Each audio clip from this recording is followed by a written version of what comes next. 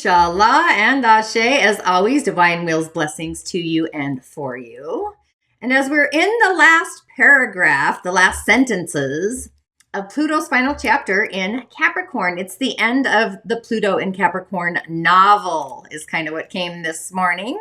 But welcome to this week's Mystic Messages. And once again, I am your host, the Tanya D. And if you are new to my show, my channel, I am a practicing holistic shaman, medium, and otherworldly life coach, playing in the subtle fields, being a reflector by design. I do follow the lunar energies, the moon herself, the goddess of the night, through each of the seasons. And I have coined myself a holistic Sha medium, which is just a subtle choreography of my own personal algorithm, my design, mapping out the energetic pathways, one subtle energy, to activate your personal, unique, energetic algorithm.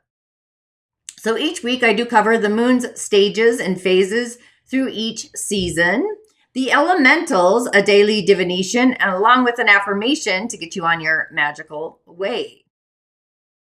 So if you are new to my show, my channel, please subscribe, ring the bell to alert other lunar beings that truly resonate with my frequency, sharing the light, raising the energetic algorithm, the collective consciousness within the highway, bringing it into the physical, as each season reflects new vital energies.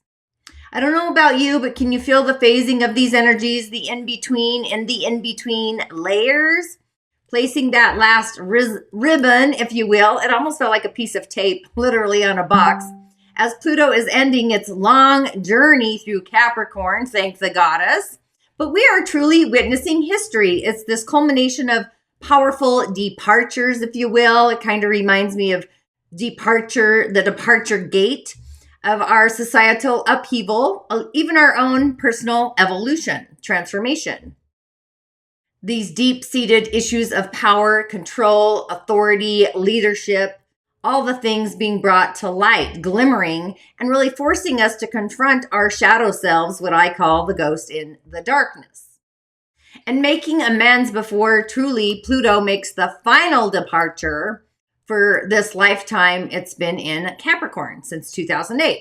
So these are really generational lessons. It's the hardcore lessons to learn. And it really feels like we kind of hit the thick of it. There's this intensity of it just forcing us to make the choices. As the threads are really kind of tidying up, we are all mini participants in how our collective history kind of unfolds. Little particles, nanoparticles, waves, torques, krakions, etc. But it's the community, it's our self-care, and really harnessing the collective power as we navigate what happens or appears to be maybe unforeseen times, with both streams of grace along with streams of resilience. So the future may feel a little bit uncertain.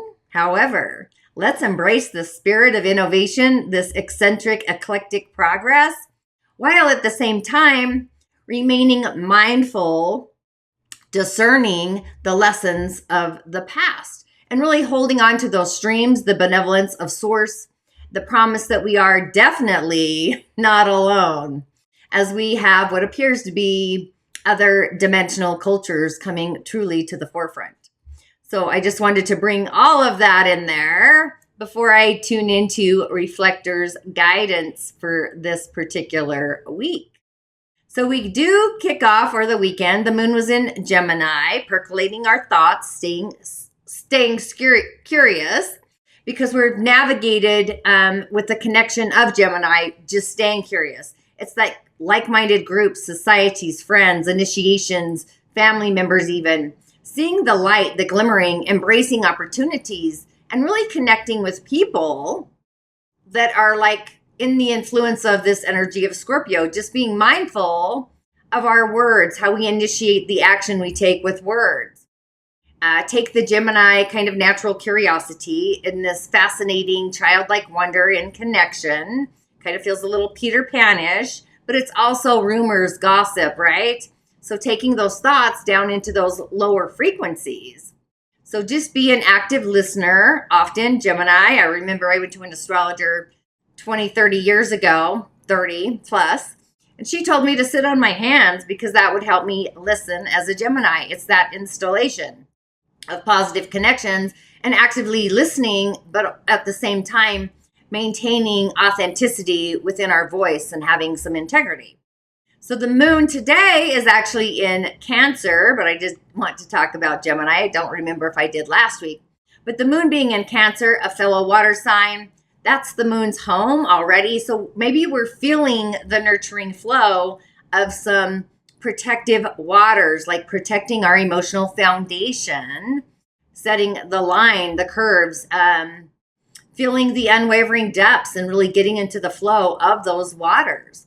Do something nurturing to your soul, especially the next few days as we tidy up the season of Scorpio with the last exit of Pluto, Scorpio's ruling planet.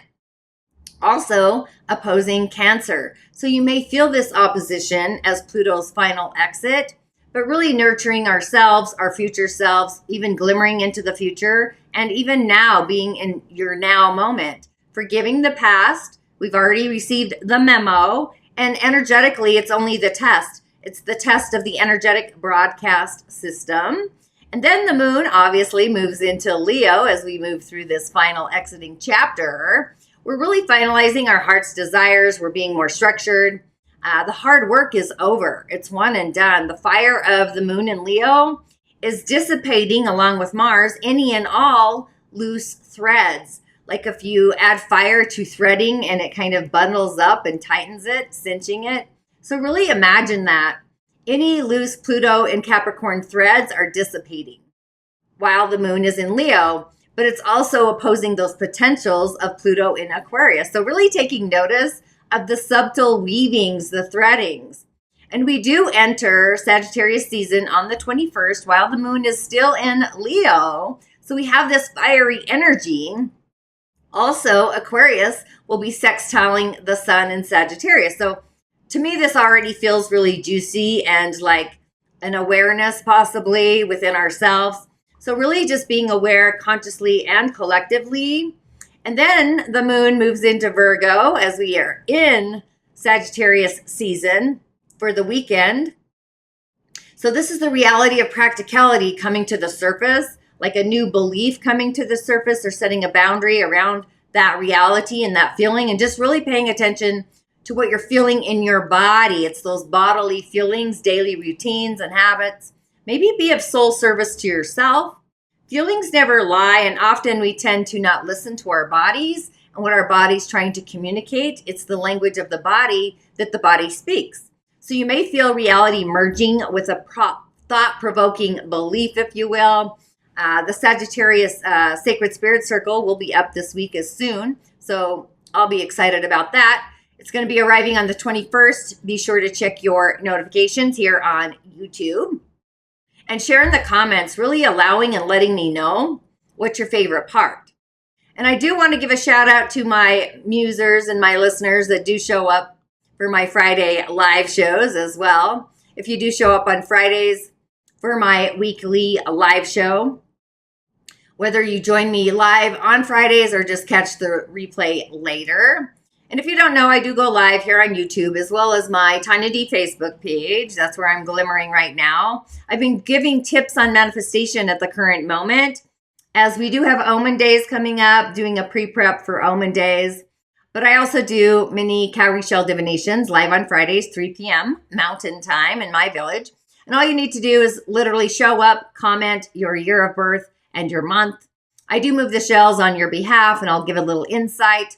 But if you do feel you do need more guidance, I offer one-on-one, of course, private sessions as well. I do prescribe rituals to address the forces of adversity or the challenges that you may or may not be facing in my divinations. I go to the otherworldly medicine cabinet, if you will. And if you would like to dive in even deeper into your own personal medicine cabinet, your gift, your intuitive gift, your psychic abilities, your purpose, be sure to take the Change Your Quiz Stars. That really is the kickoff to Change Your Stars, an offer I have from a foundation into gravitational pulls is what I want to say. I always feel like we have a base note and then we have some added ingredients to really assist us here in the physical. It's all part of the Shamanic Healing Academy, which is my online grimoire, the Shah in the Medium. This was all downloaded, but it's my virtual library. It has all of my online offers, including Change Your Stars, from, again, the beginner's foundation into masters and also evolving, transforming, where you can truly learn at your own pace and your own grace. I do see it as a virtual grimoire with ritual insights through indigenous spirit technologies. You do have access, again, to all the Spill the Tea replays. You can join in for only $3.99. It's an introductory offer for the first 30 days. And then the price does go up. There's other opportunities as well. This is for anybody who's into their own intuitive gift and bringing it to the forefront. So this is for you, truly, if you're longing for a tribe, an online virtual coven, a sacred gathering space, a community crafted for those that wish to share their light, their magic, their purpose, their gift, their initiation. Okay, as we stroll into the elemental highway, we've got a Yang Fire dog of a day, a Bing Zhu. And the dog is actually part of the fire trine. So fire is kind of spicy with a fire day master. It's very charismatic. It's in storage, so we've got the bounty of it. Yang fire in the heavenly frequency, the realm there, lifting our spirits to be seen, charisma, awakening the spirit within, especially during the first month of winter. Fire reflects upon the water, which is in the pig. It's winter, it's water season. So this is the most yin time of the year. Fire is the spark, it is the light, it is the joy, it is the sun, especially yang fire. So yang fire always shows the light, the spirit within the ghost of the darkness, the glimmering. There is always light within each and every one of us, no matter how dark life appears to get. So the dog is a mountain opposing the year, the dragon. So we do have kind of a mountain range with a big glorious lake right in between, a meadow and some brilliant wise trees, and the sun shining upon us. This actually feels really amazing. I just want to say we do have some hidden elements as well, but the dog is a loyal creature of habit, creature comfort, very connected to nature. It's actually the most psychic sign in Chinese astrology and methodologies. So it's like this intuitive intelligence, which is metal. Metal is hidden there. So there's where the intelligence comes from. It's like hidden intuitive gifts and adapting to changing in the environments and all the things. So the energy of the day is a closing energy, if you will. It's the lowest point within the dog before the pig energy. So it's closing this ending or this 12-day cycle. So every day we get a new animal and a new element, I'll say. So going inward and focusing on ourselves, this is like the yin energy. It's a very dominating energy from now through to the end of this year and a little bit further.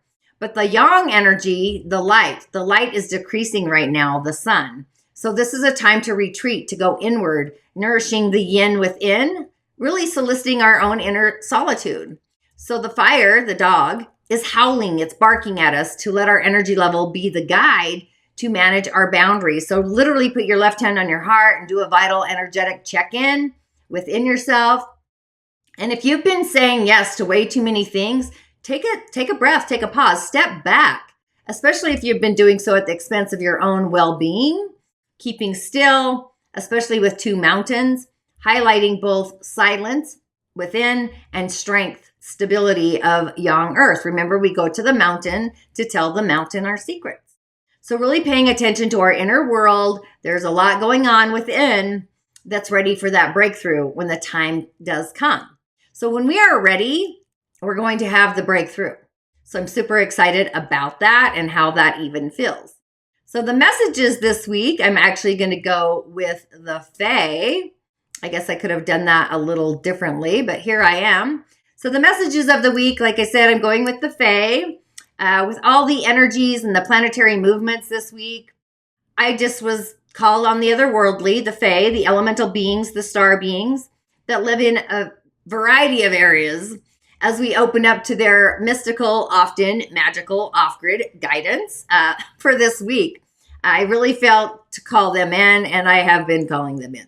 And I did recognize that I do look kind of sideways when I look at these. However, first up on this mystical moon's day, We've got Nellis the Alchemist. And yes, I've changed my light. I'm trying to make this glimmer a little better. You can see Nellis though. Nellis is the alchemist. I love Nellis. She's about inner transformation, irrevocable change. And in the fairy, and sometimes in our world, alchemy is the study. It's the practice of transformation. The transformation of the soul from to lead us of the primitive conditioned reactions to the golden nugget of spiritual and practical attainment. So she's the mistress of the alchemical, the arts. So she understands that daily life is really a spiritual, inspirited exercise.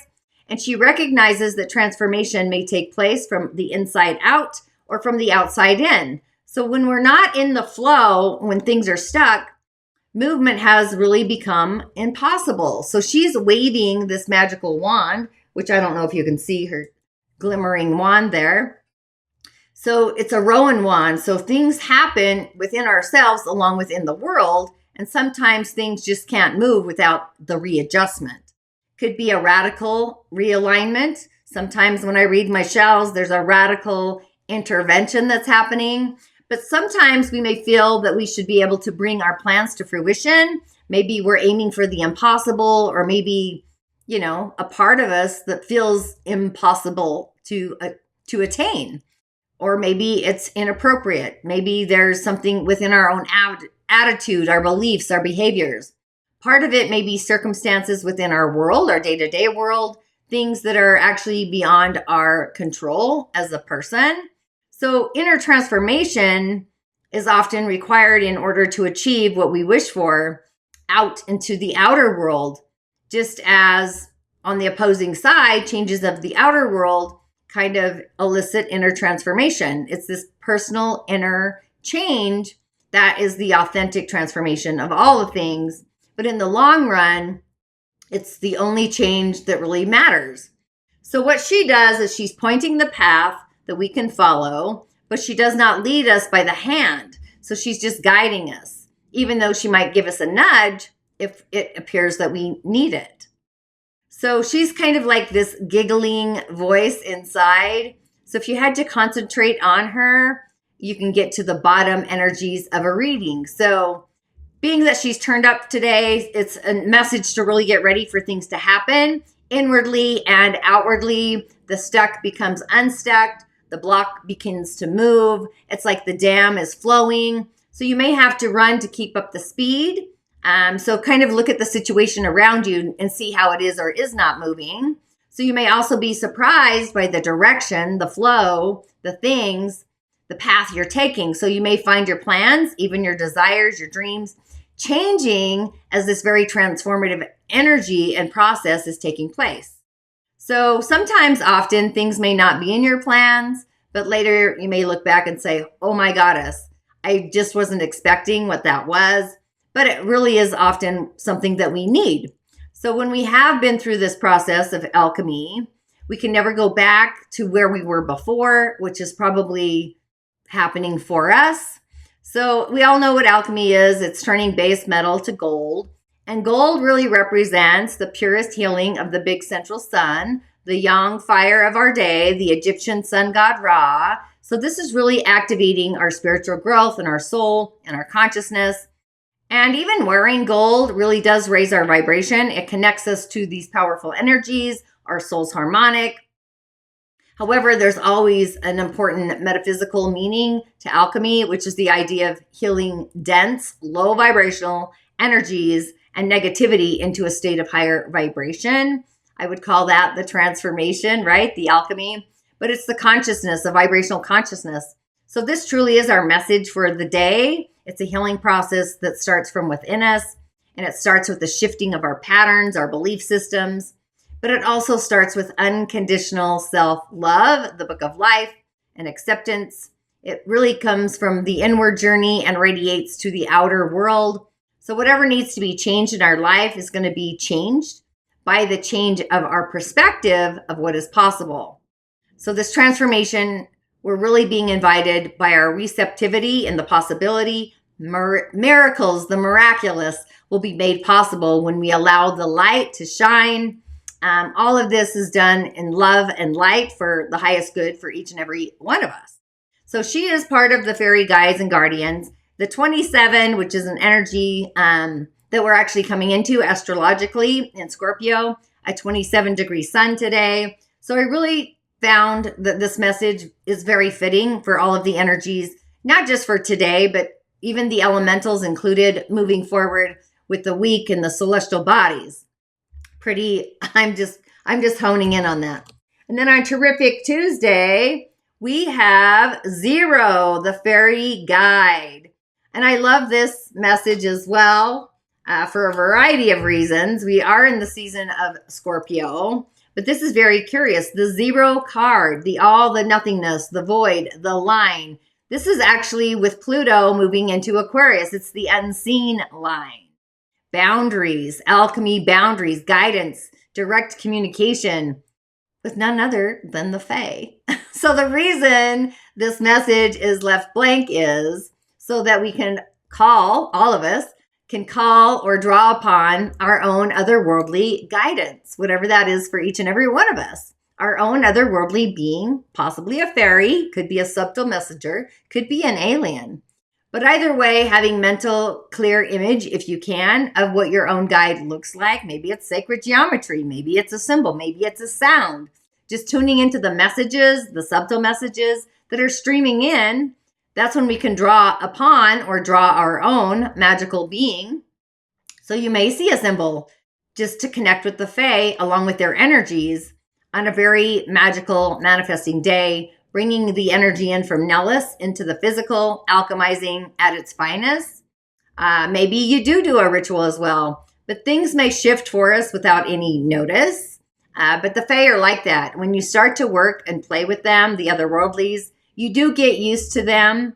It is very rewarding, magical, mystical, and more importantly, it's giggling, it's laughter, it's poetic, it's fun. It's bringing the giggle back. So I'm taking both of these messages as a guiding light for myself. I hope you do too. And then on Wizardry Wednesday, we've got the Bright Mother with a nice, cute little tattoo on her butt cheek there. She is of the world and not in it, and in the world and not of it. That's kind of how I see her, the in-between. So the Bright Mother. So this is opening up our hearts to receive divine guidance as we are being tested. It's the final degree of Scorpio at 29, plus Pluto is at 0 Aquarius. So the Fae, the guide, the 0 Pluto entering on Aquarius day, I seriously would take time and space, give time and space to sit and connect with the other world, whether it's an ancestor, an angel, whatever it is for you, the Buddha, journal, meditate, whatever rituals you do to really innovate it, doing bigger and brighter than ever before, nurturing yourself, and just tuning into spirits of the other realms, creatively nurturing your soul and your spirit. And it's a producing energy, productivity, shelter as well, intimacy even. And again, the cute little tattoo on her ass, I'm really loving all these energies. But she is the bright mother of all of life, including us. Knowing that life, all of life, is literally a miracle, and to literally start searching for the miracles, seeing them, maybe not searching, seeing them everywhere you go, seeing the perfection in the imperfect. She is like the mother of the earth, the full bright moon as well, pregnant with the future of all the things, growing abundantly. Like the energy is really there. So she's feeding us, nurturing us, providing us with everything, food, shelter, etc. I'm going to go with value even. She's the guardian of family life, and she's the holder of nurturing environments, the earth firma, terracotta. She sees the mysteries, the magic in all of life. So she's kind of asking us to see that as well, whether it's bees and babies, blossoms, blooming, etc. It's the natural processes, the cycles, the elementals. So the energy is saying that this is a time of fertile ground, the harvest, creativity, nurturing ourselves first, no holding back, giving it our all, and really being grateful, an attitude of gratitude and greeting each day with success, like opening up the door and just looking out at the sun and being grateful, acknowledging the good, the bad, and even the fugly. She pours forth this abundance, this value quotient, the fruits. So just getting a clear drawing and image of what is presenting in your life, and really asking yourself what you may or may not wish to change or transform. It really does feel like an elemental orchestra this week. I kind of am already glimmering into it and feeling fantastic myself. Then on Thursday, Jupiter's day, we've got the moon's daughter, Lestate. She literally's got little hooves. She's kind of an alchemist herself, as I'm getting used to my little camera and the light here. However, the dark side of the moon, she really isn't the dark side of the moon. She is, with the moon in Leo and the sun moving into Sagittarius, we have this energy of the moon's daughter along with the 38. So this is like initiating a new belief structure that brings in divine heart alignment, pure heart alignment, streams, scalar waves, universal streams. So you may feel the manifesting, the abundance quota, the value of it, initiating it. So it's the light that casts the shadows, it's spiritual guidance, it's illumination, but also riddles, like riddle me this, riddle me that. So she is the bringer of light in the darkness, the ghost in the darkness. So the moonlight both reveals and conceals. We just had a full moon, a super moon. So her bright fairy hoof prints are lighting the path ahead of us. So this is literally otherworldly for me. It's light. It's guiding us through the dark. But she's also one of those guides at the passages between other worlds and this one. And this really does bring me back to Pluto entering Aquarius. So it's she who, with their bright light, tends the gate of revelation, reveling, showing us the way through by illuminating the unseen. In the process, she's guiding us. She's pulling us possibly through the veil, the cloud, across her face with the moon, the illumination. And then that's when we like trip, and something that we didn't see, we do see, waking us up. That's kind of the energy she has for us. She doesn't like sleepwalking, by the way. Sometimes she feels as if humans are sleepwalking through life a lot of the time. But the evening energy carries so much magic and wisdom, and the unseen. There's so much magic in the moonlight, right? So often people find her activities helpful. I hope you do too. Some people find them a little frustrating. However you initiate this energy is entirely up to you. It's only intended to awaken us to our gift and our purpose. But just know she doesn't trip us up. She does place obstacles in our path to wake us up. So if we're unaware, sleepwalking, that's when we're going to run into these subtle frequencies. But we don't have to do that. Energetically, there's always a choice in the discernment. So she does want us to open up to the great mysteries and the unknown, the mystical experiences that really teach us kind of a expanded way to relate to not just the multiverse, but I feel like the beyond universe of all the worlds, dimensions, all the things. Being that she's the daughter of the moon, she's actually an illuminated child of unity. So she's just reaching out and hoping that we too reach for our higher selves, maybe our not yet realized cosmic energetic wisdom, ancient wisdom. Oftentimes I find people know far more than they feel like they know. We know what we know, kind of thing. So there's places within ourselves that we often fear, vulnerability, because they are shadowed. Often they're unknown. So we may imagine them often as monsters, like little kids, when they are literally spirits, little happy little beings from the other worlds. So she's wishing us to explore the earth plane and really exploring our potential, the unexplored wisdom that lies within us, just reaching into our deepest parts of ourselves. I almost said particles, and just opening up doors we may have shut, illuminating and revealing maybe some pioneering ground uncultivated within our own essence, our hidden senses, our gift, our purpose, our talents. So she speaks to us in the language of symbols, as the Fae often do, because words are so limited. So pay attention to emojis, because one symbol may speak to a variety of us on many levels of consciousness. about many different aspects of our own being, especially if we spend some time contemplating them. I often comment with emojis myself, but often her message is profound, prophetic, and gives us keys to the multiverse. So if you are attending to your dreams, your visions, studying everyday mystical, magical occurrences, trying to discover the deeper levels of meaning within the symbols there, that's when we're learning the language of Lestat. So this language is spoken by artists, poets, poetry, whose works have very rich symbolism. I'm thinking back of like going to ancient Rome. I'm feeling maybe Atlantis even. The symbolism and the symbols, discovering and looking inward, looking within ourselves even through interaction. But the Fae often teaches a language that is very different than our own, but it's the art, the high poetry, but it does give us keys to our own psychic abilities, to deeper levels within our own grimoire, our own psyches, if you will. So the singers, they have a creative force of unity. They're easily found through just revelation and different experiences within the mystic and the magic. So she's leading us and taking us into the future. She does prefer to allow us to let go of the past, allow it to fade away, and just illuminate the newly accessed wisdom and insight for us. So you may find random mystical events, ideas are kind of falling into patterns, and they're starting to make sense for us. So things may be flowing more easily than we may be accustomed to.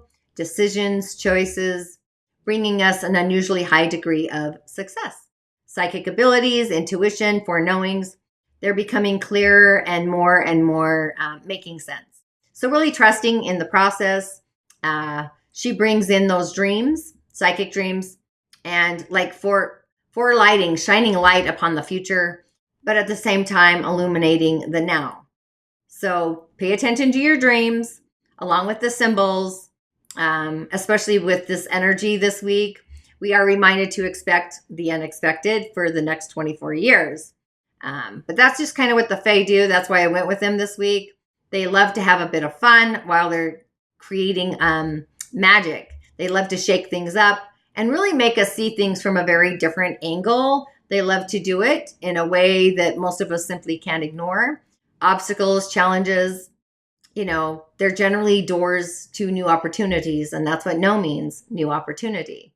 So I feel as if we're being rerouted through some very interesting and amazing times and circumstances.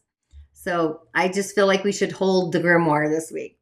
And then we finish on Fantastic Friday with the Singer of Initiation, the 9. So this is the action we're going to take to initiate, basically. That's what it is, the Singer of Initiation. I myself love it when a singer is present, but this singer is bringing in the time of success, of seeing, accepting, receiving, using our own powers at a higher, more ethical integrity level. It's like we've gone through the passage, the trial, the tribulation is complete, and we're moving to a new level. I can totally feel this. I hope you can too. But there's this major transaction between the old and the new as we prepare ourselves to really pass through any gate where this singer is greeting us at, like opening the door and really testing us. This is a test of fate, actually, testing us to see if we are ready to enter into it, into the new realm, whether for our own safety or our own well-being, or do we stay where we currently are in the threading? So initiations are tests, the test of all tests. And these tests often take us to the limits in order to be valid, so that we know the lesson, we received the memo. So this is beyond a ritual. This is like an authentic initiation grounded into material reality, and it's extending through all body, mind, spirit, soul, and so much more, dimensions and planes, emotions, testing all levels of our being. So often the more profound or even prophetic the change is, as it's being integrated and processed. Every time I give people a ritual, I'm like, it has to integrate. We're in this rushy phase. But the more rigorous the test is, however, The test, the initiation, is only given when this singer knows we have the potential, the ability, even the opportunity to pass through them. So it's when we pass the initiation, we pass through it, that we are being offered. We're also being strengthened, initiated by this process. So working through it, that's when we learn something about ourselves, something that's usually hidden. It's the vulnerability. So we move from who we once were into a new way of being, hopefully our authenticity. It's a breakthrough. It's a significant change, an altering, life-altering change happening in our day-to-day lives, with the potential of literally moving into a new realm, which also involves moving into a new way of energetically being. So I sense that this transformation has been building upon us for a very, very long time. However, at the moment, it's like the moment is now to go meet the challenges that we may already be aware of within this initiation, the process of it. Maybe you only see the bad, the triggers, turning those triggers into glimmers. So this is an opportunity to see if we have deep down truly learned the lesson, the memo, whatever it is that each and every one of us has been working on within ourselves. And it's like, are we willing, or are we in a place willing to actually apply them within our day-to-day life, with bringing it into reality? So I feel that we are all going through this initiation.